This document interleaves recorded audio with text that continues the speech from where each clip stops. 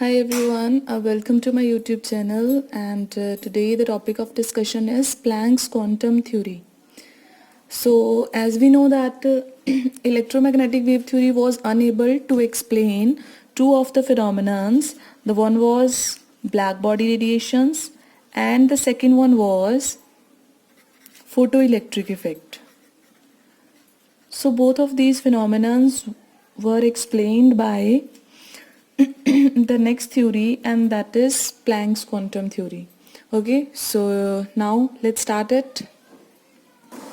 The theory was given by Max Planck.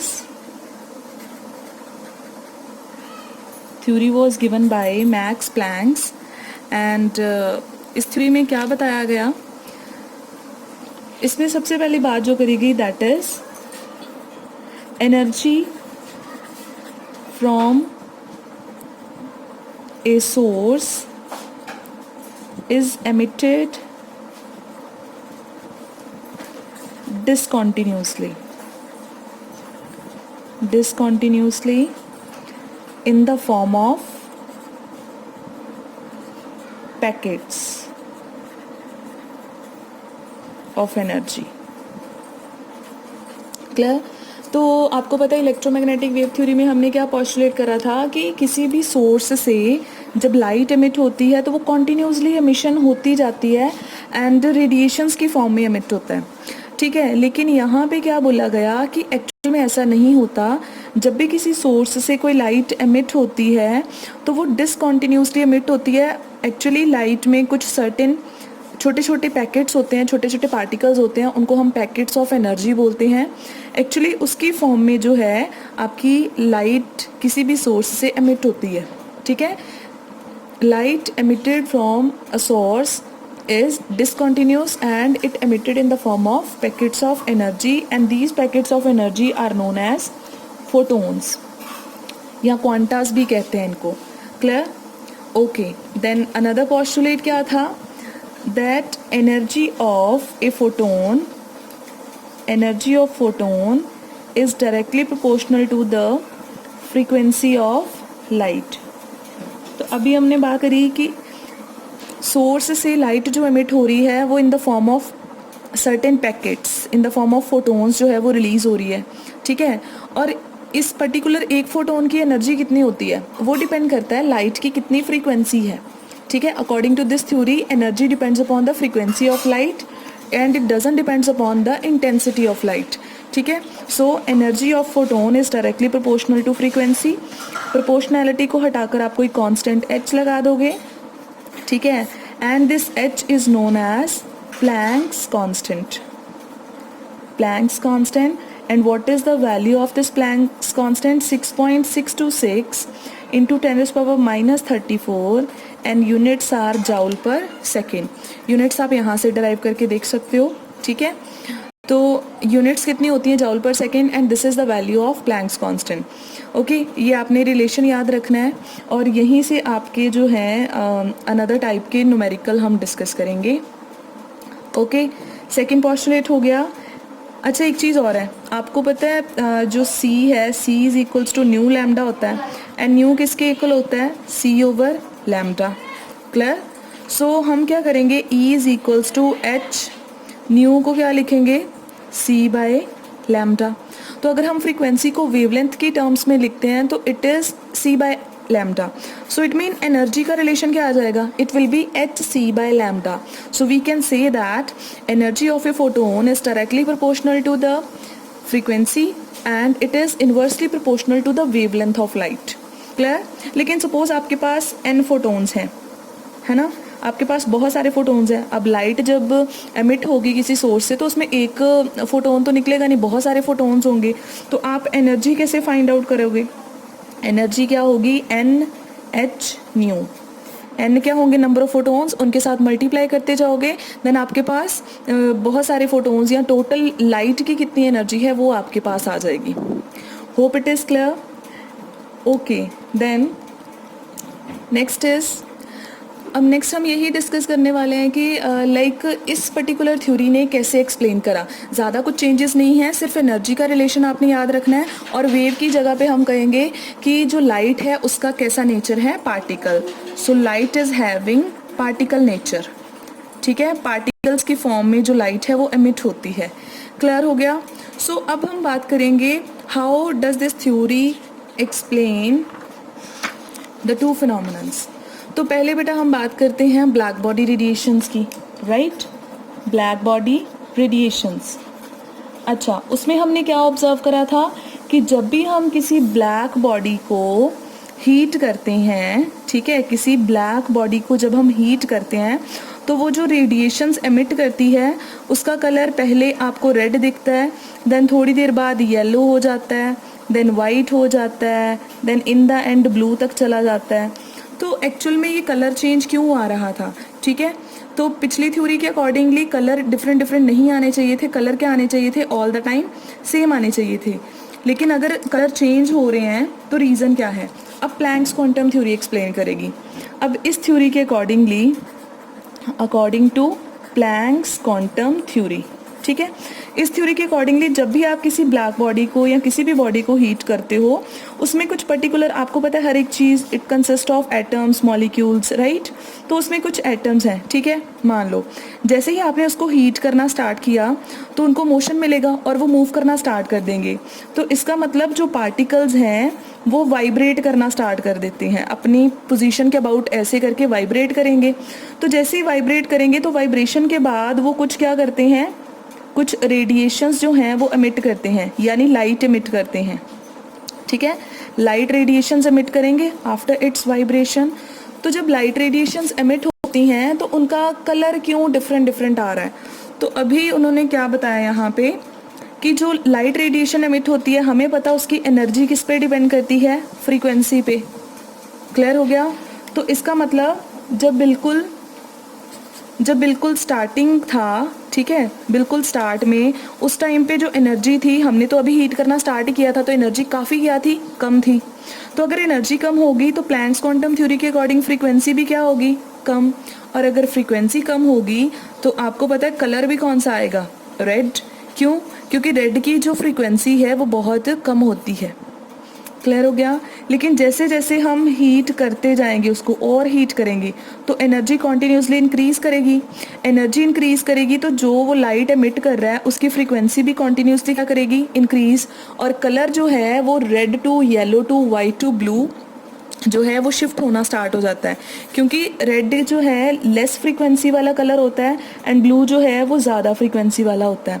और यही अगर हम वेवलेंथ में बात करें तो रेड की वेवलेंथ ज़्यादा होती है एंड ब्लू की वेवलेंथ काफ़ी कम होती है। होप यहाँ तक क्लियर हो गया। So this is how this theory explained the black body radiation phenomenon. Clear. तो अब हम बात करते हैं बच्चे नेक्स्ट की।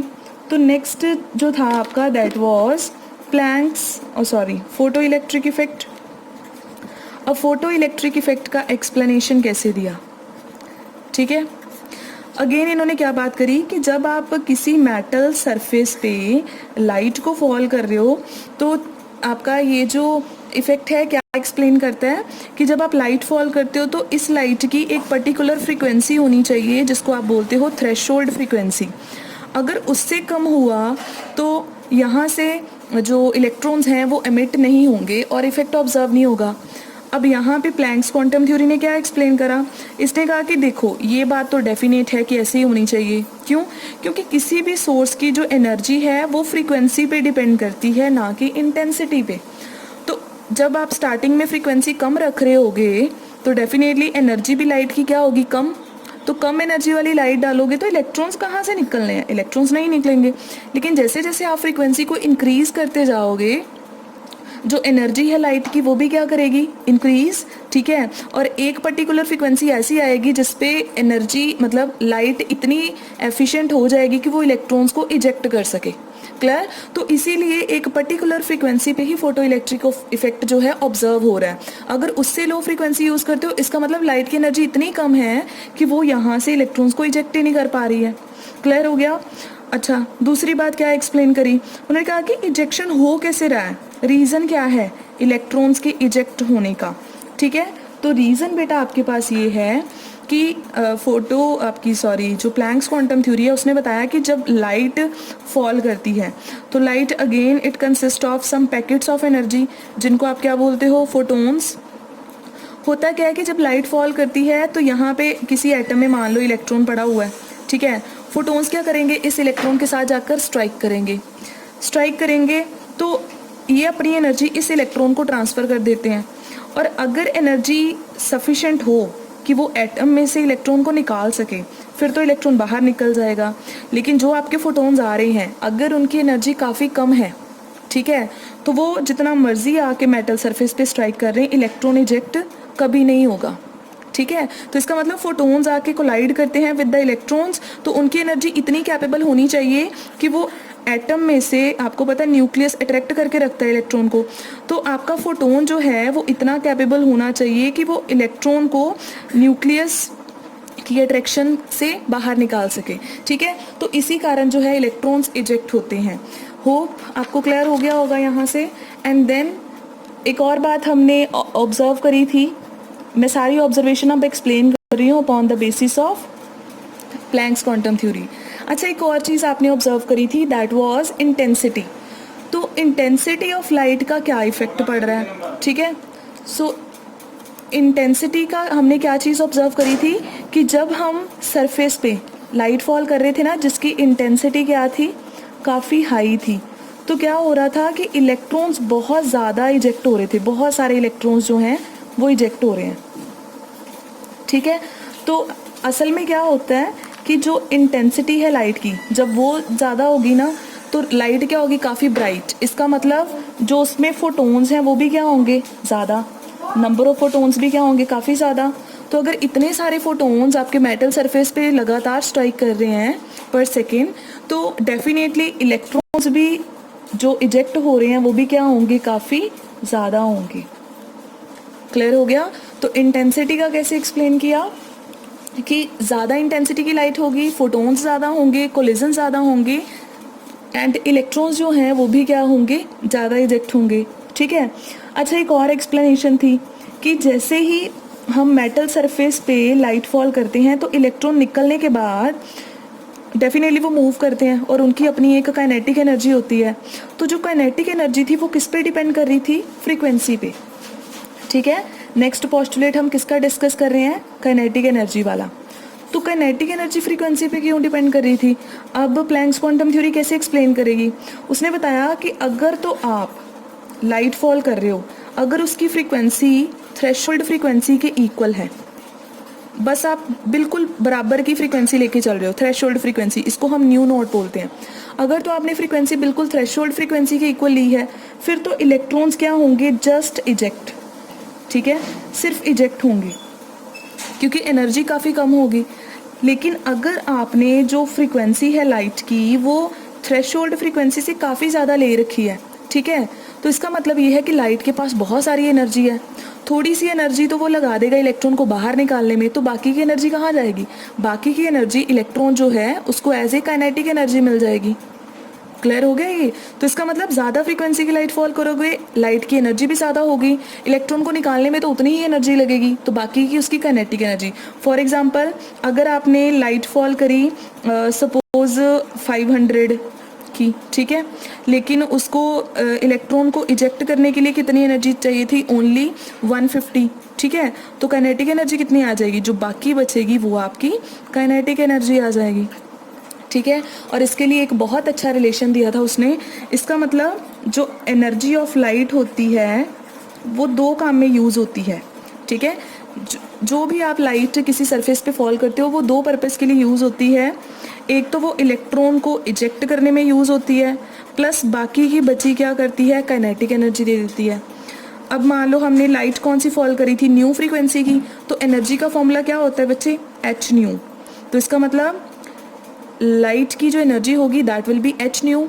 अच्छा, इजेक्ट करने के लिए कितना चाहिए, आपको पता है इजेक्ट करने के लिए सिर्फ इतनी फ्रीक्वेंसी काफ़ी है, तो इसका मतलब एनर्जी कितनी चाहिए होगी, एच न्यू नॉट, ठीक है। This is the energy required to remove the electron from the surface, plus kinetic energy उसको क्या लिखते हैं, हाफ एम वी स्क्वायर। तो आपके पास ये एक रिलेशन जो है आपके काम आएगा इस फॉर्मूला के बेसिस पे भी हम नेक्स्ट टॉपिक में या नेक्स्ट लेक्चर में क्या करेंगे, न्यूमेरिकल्स करेंगे. ठीक है, होप क्लियर हो गया होगा what was Planck quantum theory and कैसे उसने दोनों इफेक्ट्स को एक्सप्लेन करा. ठीक है, so that's it from my side. Thank you, bye bye.